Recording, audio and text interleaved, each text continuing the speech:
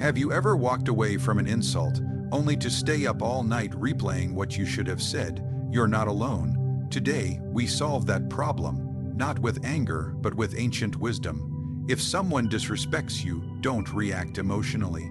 Outsmart them, outrank them, outlast them. Here's how. Let me ask you something. Have you ever been disrespected by someone who smiled while doing it? They didn't raise their voice, they didn't push you. But they said something, subtle, sarcastic, maybe even humorous, that left you feeling smaller, powerless, questioning whether it even was disrespect, or if you're just being too sensitive. That uncertainty is the very tactic they use to control you. Understand this, disrespect is never random, it's rarely about emotion, it is a deliberate move, a test, not of your character, but of your position in the hierarchy, a test to see, will you let this slide? Are you someone I can speak to like this? Are you perhaps weaker than I thought? People don't poke lions, they poke the ones they think won't bite. This is where most people fail, because they still believe that disrespect is an emotional mistake, that someone was just having a bad day, that maybe it's best to just let it go. And so they stay silent, or worse, they try to reason with the offender, thinking that logic and kindness will resolve the issue. But here's what they don't realize. Disrespect is rarely an accident. It's a signal in the Machiavellian world, a world that exists whether you acknowledge it or not. Disrespect is used to measure your status, to identify whether you are someone they need to watch, or someone they can walk over. Now, some will disagree. They'll say, no, I ignore disrespect to stay above it, to show emotional control. But here's the flaw in that idea. There's a difference between ignoring and being ignored. When you allow someone to disrespect you without consequence, not even a signal that you noticed, it doesn't show strength. It shows acceptance. It shows submission. You just taught them, and everyone watching, that your boundaries are optional. And people are always watching. Friends, colleagues, enemies, even strangers. They watch how you respond to small acts, because they know how you handle the small things reveals how you'll handle the big ones. That's why disrespect isn't about how it made you feel. It's about what it says about your value.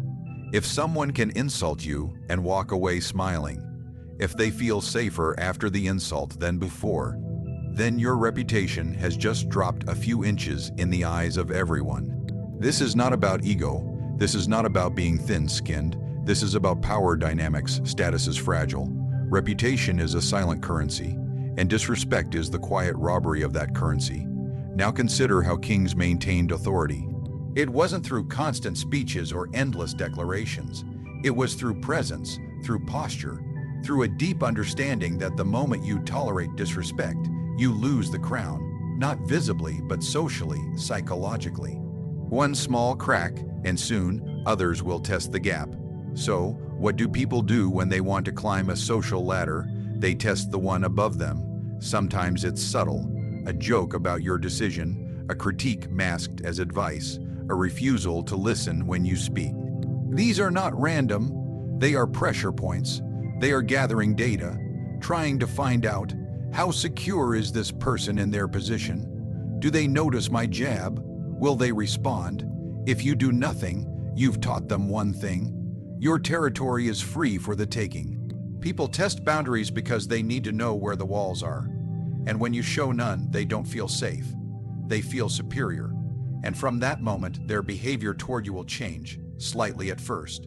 Less deference, less respect, less fear, then it grows. They interrupt more, talk over you, challenge you, ignore your presence in a room. They begin to act like the dominant one, because in their mind, they already are. And it all began with one small act of disrespect that you thought was too minor to respond to. Now I know what you're thinking. What should I do when someone disrespects me? That question is coming. But before tactics, you must shift your mindset. You must stop viewing disrespect as something emotional. You must start seeing it as a chess move, a test of dominance, an audit of your social power. Because that's what it is. And if you don't learn how to pass this test, you will keep failing in every room you walk into silently, subtly, consistently. When someone disrespects you, it is not a moment of weakness in them. It is a moment of strategy. Whether conscious or not, they are climbing, and you are in the way. Your only question should be, will you be a step on their ladder, or will you force them to choose another path? Because if you say nothing, pause, silence, then you've already answered. There is a dangerous myth circulating among those who believe themselves to be wise. A belief that says, silence is always power.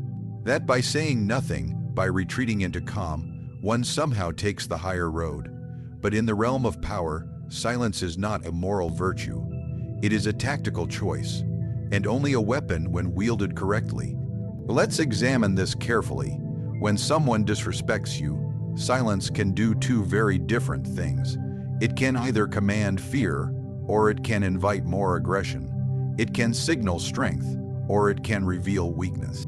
Silence is not inherently powerful. It is only powerful when backed by presence, by intention, by the unspoken understanding that you could speak, but you choose not to. But most people do not choose silence out of strength. They choose it out of discomfort, out of fear. They tell themselves they are rising above the situation, but in reality, they are shrinking below it. If your silence comes from uncertainty, if you're holding back because you don't know what to say, because you don't want confrontation, because you're hoping the situation will fade, then your silence is not strategic. It is surrender, and people can feel the difference. There is a silence that makes a room go still, a pause that forces others to wonder what you're thinking. That kind of silence comes from confidence, from knowing you have the ability to dominate the moment, but choosing instead to observe, to analyze, to let the other person reveal more about themselves. That silence is sharp, intentional, and when done right, it unsettles those who expected you to react. They begin to second, guess, to retreat from their own words. You've said nothing, but the tension you've created says everything. But when your silence is passive, people don't retreat. They press forward. They take more space, they talk louder, they make bolder moves, because they now see you not as composed, but as unarmed, and once again, others are watching. Understand this, humans are hierarchical creatures. Every interaction is a subtle negotiation of who stands where, who leads, who follows, and silence in these negotiations is never neutral. It either intimidates or it invites attack. So the question is not, should I stay silent? The real question is, what does my silence communicate? In the court of kings, in the halls of power, silence is often more terrifying than speech. But only when the silent one has shown, in other ways, that they are not to be taken lightly. Their reputation speaks even when they do not. But if you are still building that reputation, if you are not yet feared, not yet respected, then silence can work against you. It can be seen as vulnerability, as a sign that you don't know how to respond, that you lack the tools, the confidence, the teeth. That is why the Machiavellian mind treats silence not as a default, but as a calculated weapon. Let me give you a picture. A general does not go quiet on the battlefield unless his troops are in formation. If the enemy sees confusion, hesitation, weakness in your ranks, your silence will be their green light to charge. But if they see discipline, poise, readiness, they fear your stillness. They know it precedes something devastating. In your world, it's the same. If someone disrespects you and you meet them with cold, measured silence, followed by distance, subtle exclusion, and composed indifference, you've sent a message, not of weakness, but of control. You've told them you are no longer relevant enough to engage with. You've taken the oxygen out of the room, and now they must sit in the silence they created. But, and this is where most people fail, if you disappear without posture, if your silence is paired with lowered eyes, shrinking body language, or avoidant behavior, then you've told them something else entirely. You've told them they won, and once again they will come back for more. The truth is, silence is a mirror. It reflects whatever power you already hold. For the strong, it's a threat. For the unprepared, it's a confession. This is why you must know yourself before choosing to remain silent. You must ask, is my silence unsettling them? or is it only protecting me from discomfort? Am I using silence as a sword or as a shield? Because in the world of power, nothing is neutral, not even silence. You may feel the urge to lash out when someone disrespects you. You may feel the heat rise in your chest, your jaw tighten, your thoughts scramble, searching for the perfect words to strike back. This is natural, but the moment you allow emotion to guide your reaction, you've already lost. Because true punishment, effective punishment, is never emotional. It is surgical, cold, clean, calculated. That is the Machiavellian way. You don't punish because you're angry. You punish to send a message, to restore order, to draw a line in the sand so sharp it cannot be crossed again. Weak men react. Powerful men plan. And when they move with finality. There is no such thing as a petty insult. Not in the world of power. Every slight is a signal that your position is being questioned. Your boundaries are being studied. And if you respond emotionally, you validate your opponent. You tell them, and everyone watching, that they struck a nerve, that you are reactive, that your ego is fragile. You must never reward disrespect with attention driven by anger. When you punish, you must do so with intention. Not to soothe your own pride, but to preserve your reputation and control the narrative. That means you do not explode, you execute. Niccolo Machiavelli once said, "Men should either be treated generously or destroyed because they take revenge for slight injuries, for heavy ones they cannot." What does that mean for you? It means you never deliver half punishments, never issue warnings, never play the game of passive aggression and drawn-out feuds. When it is time to respond, you end it in one move, a swift and decisive blow, one they did not see coming. Why? Because uncertainty breeds fear. If they expect rage and get silence, if they prepare for a verbal fight and receive indifference followed by consequences, they will not know how to defend themselves. It will rattle them, and more importantly, it will teach everyone watching that you are not a man who plays games. You are a man who finishes them. You must understand the battlefield you're on. In social hierarchies, image is everything. If you let one person disrespect you without response, you've taught others that it can be done. If you respond wildly, emotionally, you lose composure and become unstable in their eyes. But if you respond with precision, with timing, with calm, but unmissable action, you make an example. Let's say someone disrespects you in a professional setting. They undermine your authority, mock your decisions, or speak to you with veiled contempt. What do most people do? They either laugh it off uncomfortably, or they confront the person on the spot, letting emotion take the wheel. But you don't respond immediately, you don't show anger. You remain composed, unaffected, and then, perhaps the next day, perhaps the next hour, you make a move that cuts deeper than their words ever could. You exclude them from a decision. You remove them from influence. You make it clear to them, without theatrics, that the cost of their insult has been paid in full. They thought they were playing a game of words. But you were playing a game of power, and they lost. This is how punishment becomes art. Not through brute force, but through asymmetry. You never retaliate on their terms. If they use words, you use position. If they mock you socially, you remove their access to your circle. If they gossip, you dismantle their credibility. But you do it calmly, precisely, never twice, once. And it's done. There is no need to raise your voice.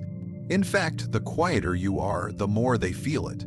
Because true punishment is not about pain. It's about fear of repetition.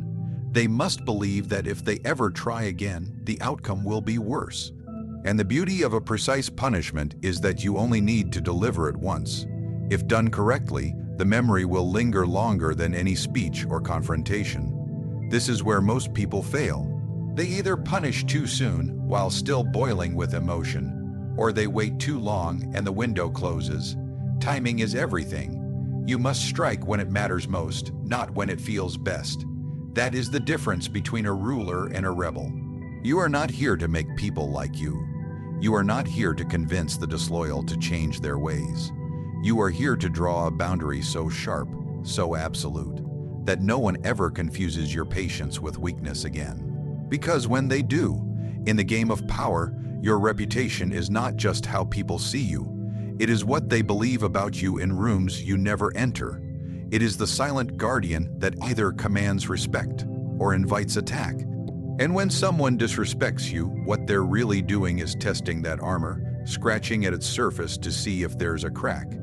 Every king falls the same way, not by one sword, but by the first man bold enough to swing.